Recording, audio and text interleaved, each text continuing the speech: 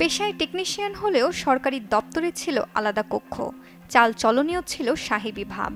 সম্প্রতি বৈষম্য বিরোধী ছাত্র জনতা একটি হাট ইজারার তথ্যানুসন্ধান করতে গিয়ে ধরা পড়ে পাবনার চাটমোহর উপজেলার ছাইকোলা গ্রামের বাসিন্দা ইকবাল হোসেনের অনিয়ম।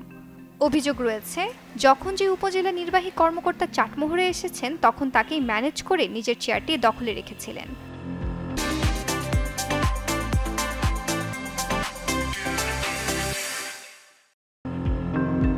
মেয়াদ শেষ হওয়ার পরও টানা ৭ বছর ওই পদে বহাল তবিয়তে কার্যক্রম চালিয়ে গেছেন ইকবাল হোসেন। তার মাধ্যমে সরকারি অনেক গোপনীয় ও গুরুত্বপূর্ণ ফাইল নাড়াচাড়া হতো বলেও অভিযোগ রয়েছে। ইকবাল ফাইলটা নিয়ে আসো, তখনই আমরা আমাদের প্রশ্ন করে বলছি যে ইকবালটাকে। পরে বলছে যে ইকবাল আমার উনি সব সরকারি ডকুমেন্টগুলো উনি হাতাপাতা করে, উনি সব কিছু দেখভাল করে।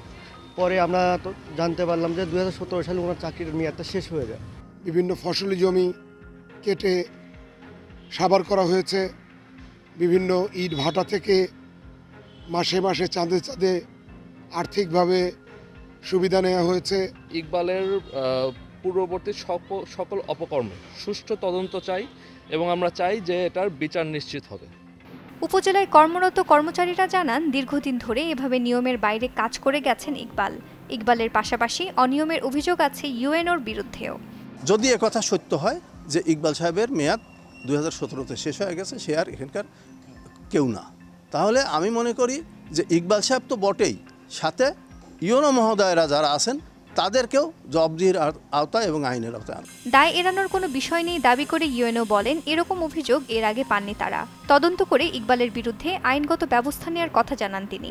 দায় এড়ানোর মতো আমি মনে করি না কোনো বিষয় আছে। আমরা যখন অভিযোগ পেয়েছি, অভিযোগের প্রেক্ষিতে আমরা তাকে বের করে দিয়েছি এবং তার আগে আসলে আমরা এই ধরনের কোনো অভিযোগ পাই নাই। আইন অনুযায়ী যে ব্যবস্থা আসে সেটা হয়তো নেওয়া হবে।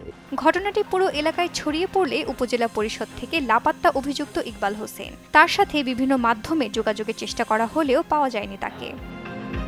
Desk report, channel 24।